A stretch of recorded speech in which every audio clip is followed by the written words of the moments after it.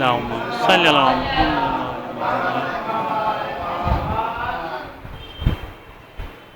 ارشاد خالق کائنات ہو رہا ہے،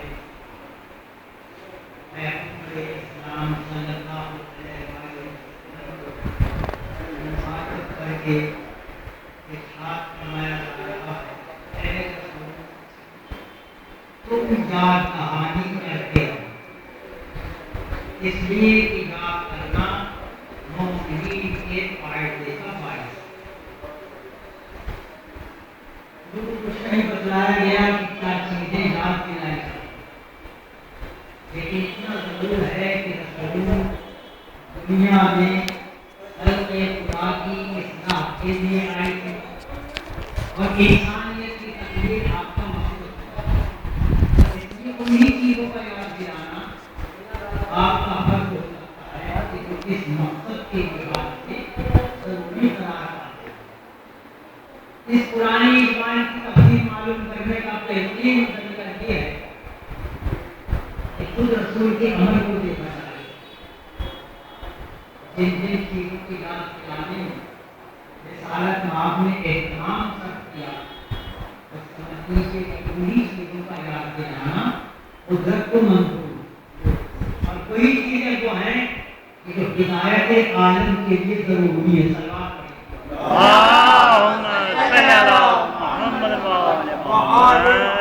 رسول کا انعامات زندگی یاد دلانے یا آپ کے مقاصد زندگی میں یاد دلانے کا جز اتنا نمایاں تھا کہ خود آپ کا لقب قرار پا گیا۔ ارشاد ہوتا ہے ذکر فإن الذکر تنفع المؤمنین، یہ جاؤ اس لیے کہ یاد کرنا مومنین کے فائدے کا باعث۔ حضور یہ نہیں معلوم کہ رسالت مآب صلی اللہ علیہ وسلم اللهم صل على محمد. ان چیزوں کو یاد دلائیں۔ تو وہ سب سے پہلے ہے خدا کی یاد، یہ اصلی اصول مذہب اور بنیاد روحانیت۔ انسان جب اپنے خدا کو یاد رکھے گا تو اس کو یہ احساس ہوگا کہ میرے کیا فرائض ہیں اور مجھے اپنی زندگی کس طرح گزارنا چاہیے، کون کام میں کروں کہ جس سے میرا خدا خوشنود ہو اور کون کام میں ترک کروں کہ جس سے میرا خدا ناراض نہ ہو۔ صلوات پڑھیے۔ اللهم صل على محمد وعلى محمد. کا درجہ اتنا بلند ہے کہ ارشاد ہوتا ہے فاذکرونی اذکرکم، تم مجھے یاد رکھو میں تمہیں یاد رکھوں گا۔ جو خدا ہر ایک کو یاد رکھتا ہے اور کسی کو بھولتا نہیں، لیکن مقصد یہ ہے کہ میں اپنی نگاہ رحمت تم پر قائم رکھوں گا۔ یاد کہنا اس بندے کا کہ جو اپنے خالق کے دیے نظر رہے اور جس سے اس کا پروردگار اپنی نگاہ رحمت کو ہٹائے نہیں۔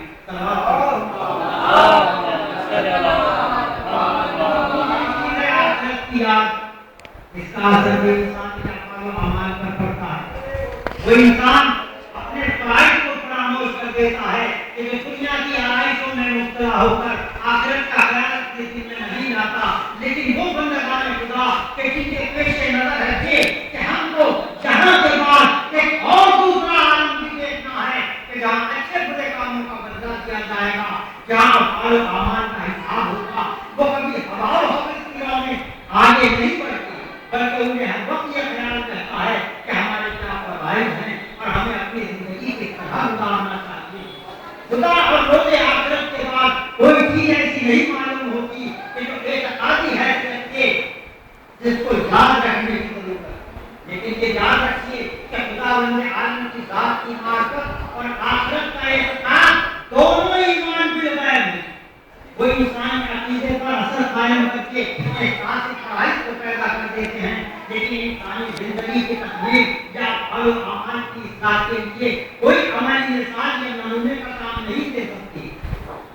اس لیے ضرورت ہے ایک درمیانی ہستی کی جو خداوند کے مقاصد کو نمائندہ ہو، مگر اسی عالم میں بشر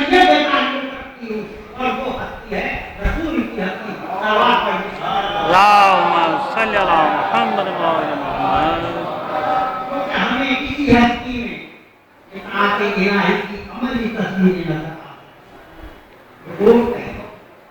اہل بیت کی یاد رکھنے میں رسالت مآب نے ہر طرح سے کوئی ارشاد ہوتا ہے کہ اے میرے کلمہ پڑھنے والوں، دیکھو میری اطاعت کرو، میرے خدا کی اطاعت کرو، اور ہم میں جو صاحبان امر ہیں ان کی اطاعت کرو.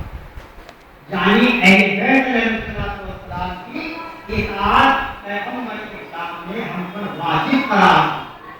تو ہمارا فرض ہوتا ہے کہ ہم پہلے خدا کی اطاعت کریں، رسول کے احکام کو مانیں اور ائمہ معصومین کے بتائے ہوئے راستوں پر عمل کریں.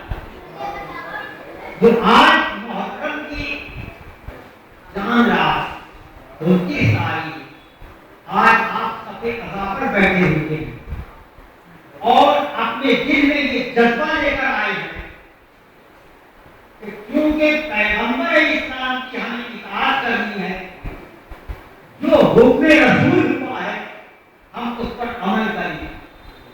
تو جس طرح رسالت مآب صلی اللہ علیہ وسلم صلی اللہ محمد